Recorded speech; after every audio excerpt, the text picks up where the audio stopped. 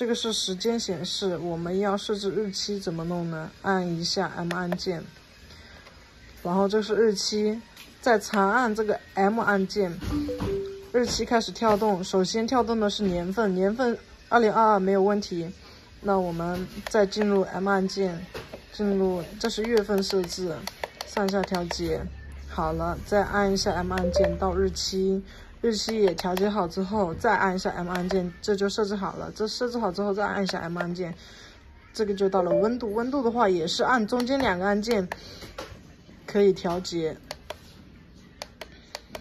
温度的话是这个向下的按键调节，一个摄氏度，一个华氏度。调节好之后，再按第一个按键 M 按键，这个是夜间模式 ，Off 代表是关闭。按一下 ON 是开启夜间模式，是按第3个按键向下的这个按键，开启关闭，开启，然后按 M 按键。